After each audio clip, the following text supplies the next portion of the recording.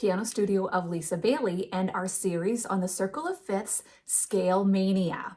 So far, we have learned the C major scale and the G major scale, and today we're going to dive into the next stop on the Circle of Fifths, D major. So I hope you'll hang out with me as we work on the D major scale together.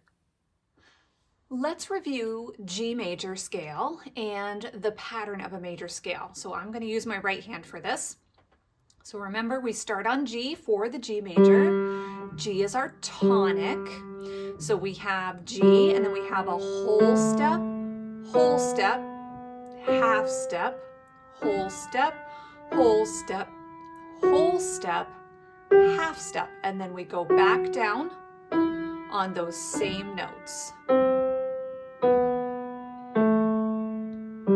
And it's the same for the left hand. Tonic, whole step, half step, whole step, whole step, whole step, half step, and then we go back down.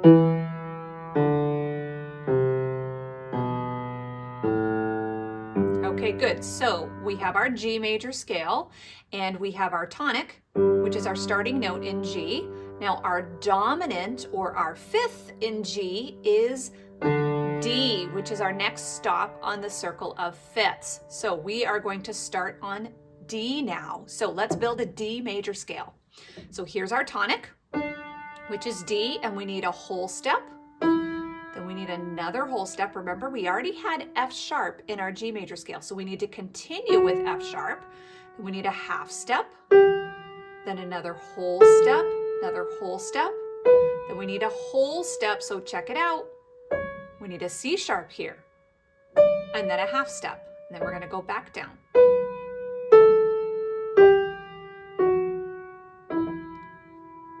Good. Now let's do that for the left hand. So we were in G, and our dominant is D. So we're going to start on D, which is our tonic, for D major. Tonic, whole step. There's our F sharp from G major. Half step, whole step, whole step. Here's our whole step that adds the C sharp, and then our half step, and then we go back down.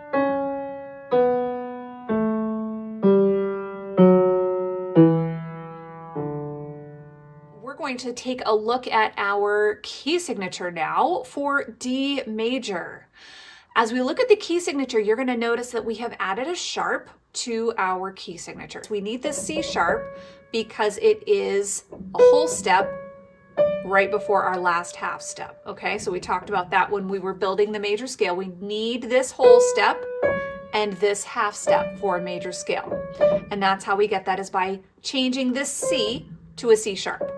Now, remember, as I said in the in the G major video, that even though it's this F sharp, and this C sharp, and this C sharp. So these are marked in the treble clef, these are marked in the bass clef. Even though it's only those sharps that are marked in the clefs, every single F on the piano and every single C is sharp. So anywhere you would have a C or F written in your music, it's always going to be a sharp. All right, let's look at each of those hands separately. I'm going to play the right hand through the whole scale, and then I'll play the left hand.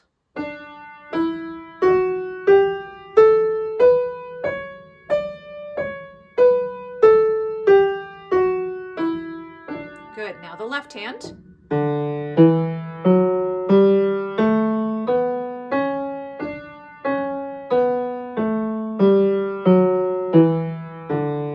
Excellent. So spend a lot of time working on that hand separately to get used to where the new sharp is. When you're ready, let's do it hands together.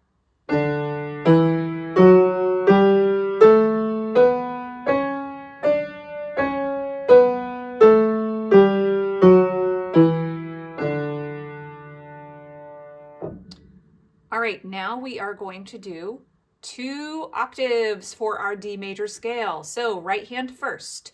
Same pattern, except when we get up to our C sharp on finger 4, we're going to cross under with finger 1 to do the next octave. So here we go. cross under,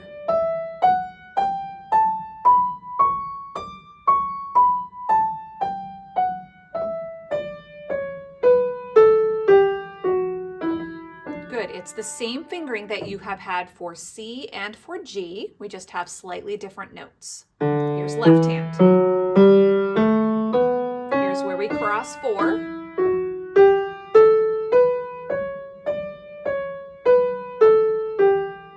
Cross under. Good. Now hands together.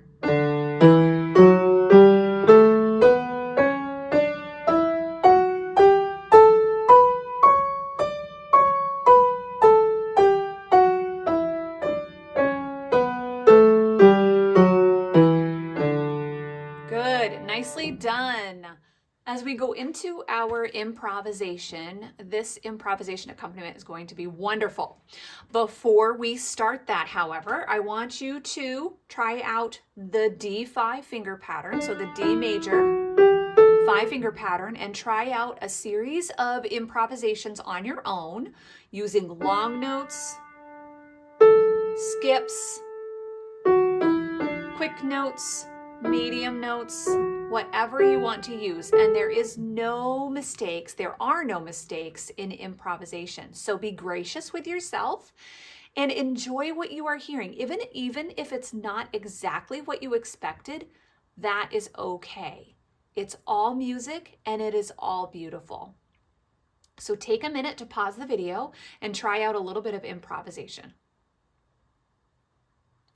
Now let's move on to the duet, the improvisation duet. This is my favorite part. So we are going to do a duet together, and this improvisation you might recognize. It's actually an arrangement. It's the same chord pattern as Pachelbel's Canon in D. So it sounds a little bit like that. It's a little bit different, but the chord pattern is the same. So I think you're gonna find it familiar.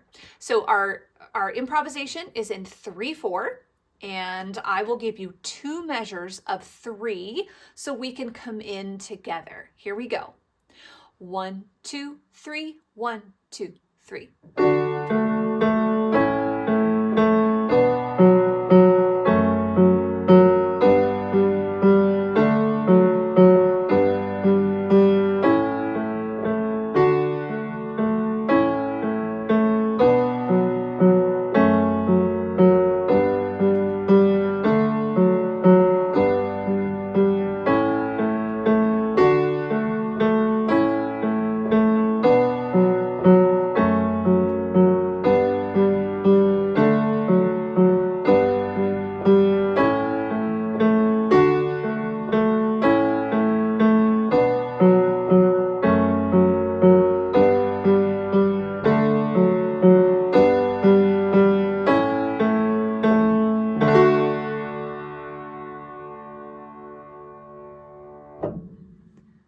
Very nice. That was so beautiful.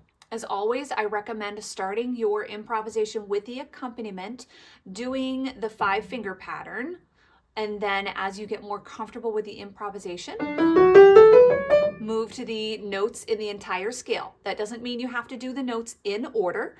You can do them in any order that you like, but just use all the different notes in the scale. And try it out, see what you think. Very nicely done on your D major scale and your D major improvisation. Don't forget, you can go back and revisit any of the content in this video or just skip to the improvisation if that's what your favorite part is. And next video, we will be diving into the next stop on the circle of fifths. All right, have a great time working on your D major scale.